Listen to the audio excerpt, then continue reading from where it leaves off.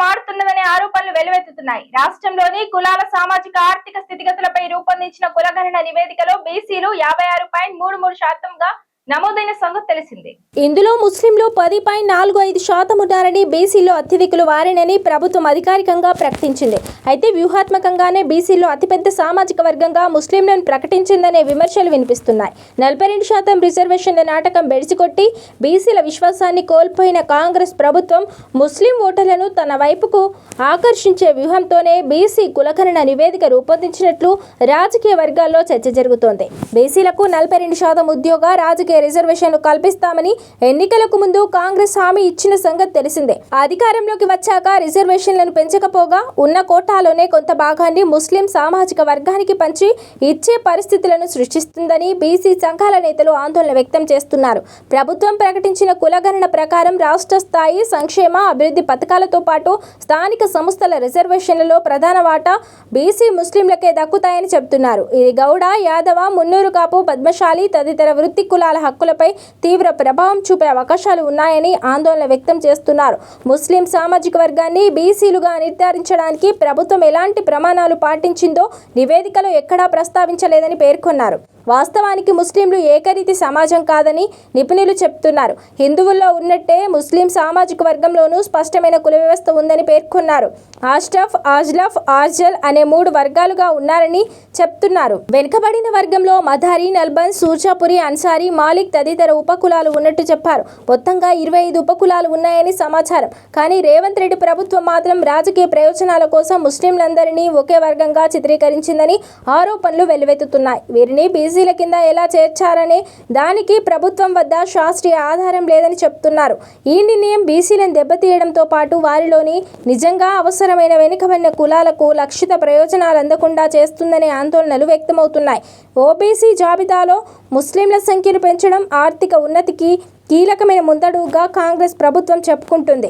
దీన్ని బెంగాల్, తమిళనాడులో విస్తృతంగా ప్రచారం చేయడం ద్వారా అక్కడి ముస్లిం ఓటర్లను ఆకర్షించాలన్నది ముఖ్యమంత్రి రేవంత్ రెడ్డి ప్లాన్ అని అనుమానిస్తున్నారు. సాధారణంగా ప్రతి 10 ఏళ్లకు 13.5% జనాభా పెరుగుతుందని అంచనా. అయితే సమగ్ర కుటుంబ సర్వేతో పోల్చితే కాంగ్రెస్ ప్రభుత్వం జరిపిన కులగణన నివేదికలో హిందూ బీసీల సంఖ్య దాదాపు 21 లక్షల వరకు తగ్గింది. అంటే 5% పడిపోయింది.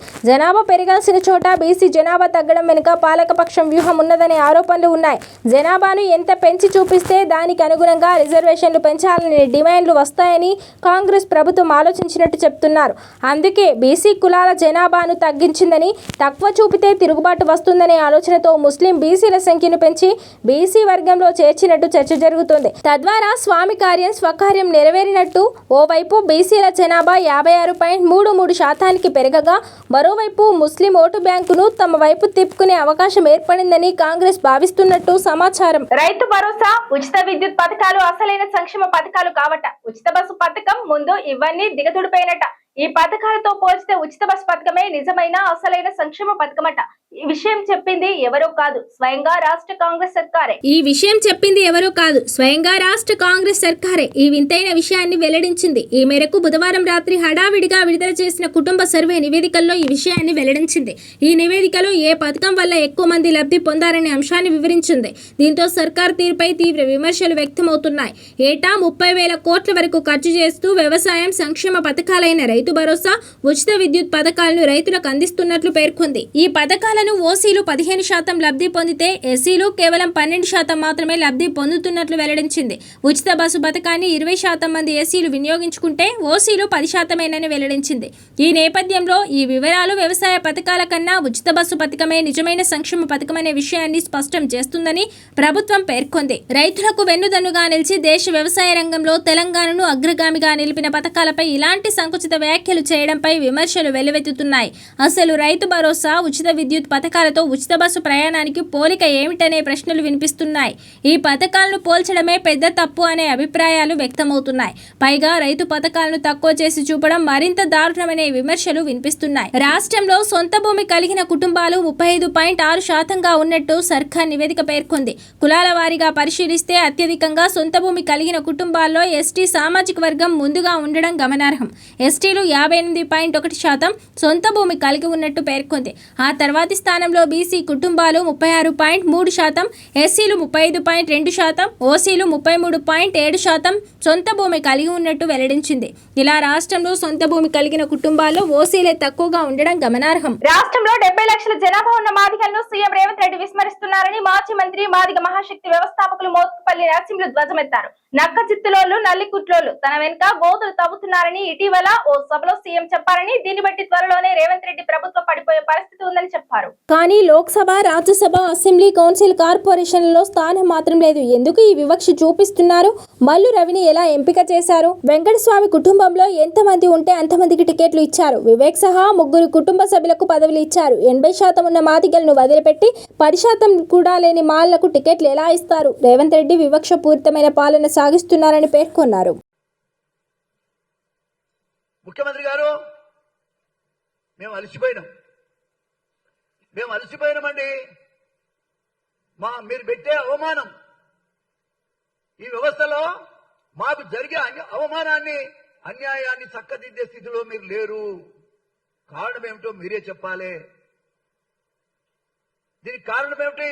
నీ వెనుక గొంతులు తవ్వుతున్నారు నల్లి కుట్లోలు ఎవరు చెప్పమంటవా?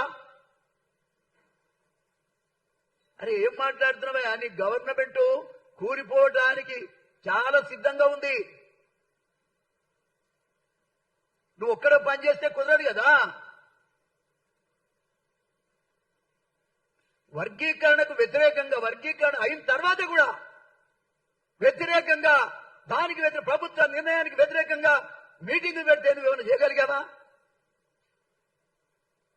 తెలంగాణ ఏర్పాటు గురించి బీజేపీ ఎంపీ తేజస్వి సూర్య చేసిన వ్యాఖ్యలపై మంత్రి పొన్నం ప్రభాకర్ తీవ్ర స్థాయిలో మండిపడ్డారు. ఏపీ విభజనపై లోక్సభలో తేజస్వి సూర్య చేసిన వ్యాఖ్యలు తీవ్రంగా ఖండించారు. పార్లమెంటులో ఆంధ్రప్రదేశ్ విభజన, తెలంగాణ రాష్ట్ర ఏర్పాటుపై బీజేపీ నేత, కర్ణాటక ఎంపీ తేజస్వి సూర్య చేసిన వ్యాఖ్యలు ఇప్పుడు తెలంగాణలో తీవ్ర విమర్శలకు దారితీస్తున్నాయి.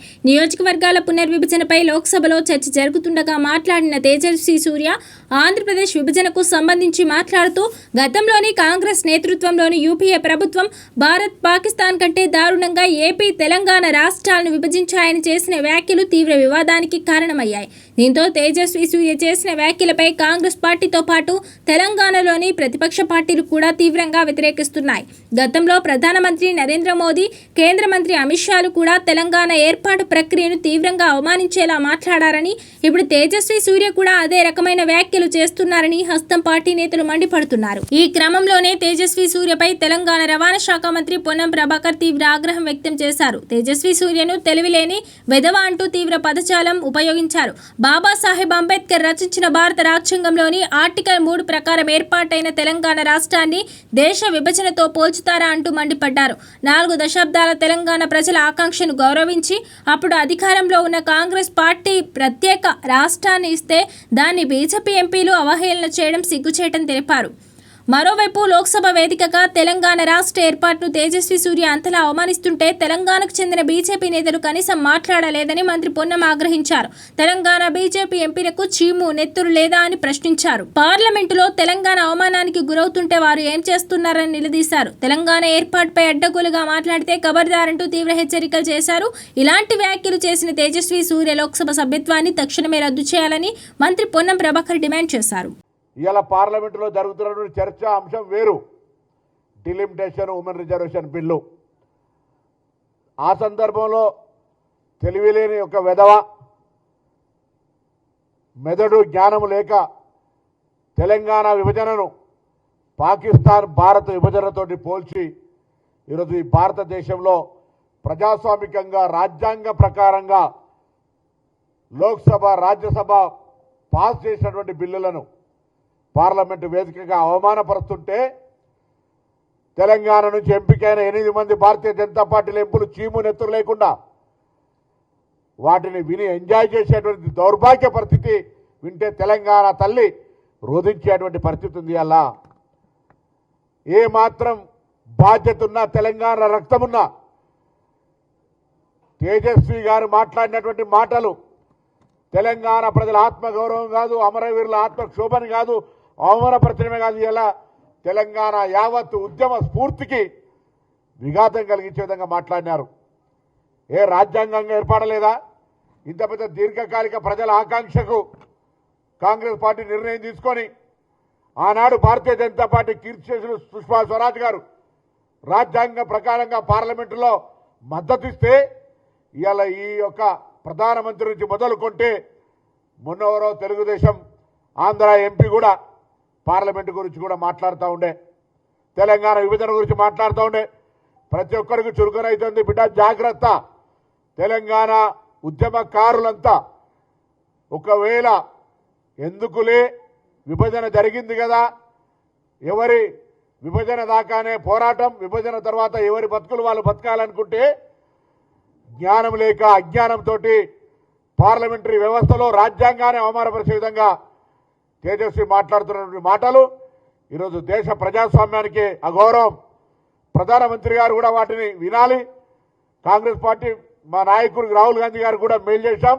అది పార్లమెంట్లో తొలగించేదాకా, ఆ పార్లమెంటు రికార్డుల నుంచి ఆ పదాలు తొలగించేదాకా డిమాండ్ చేయాలని కూడా కోరుతా ఉన్నాం.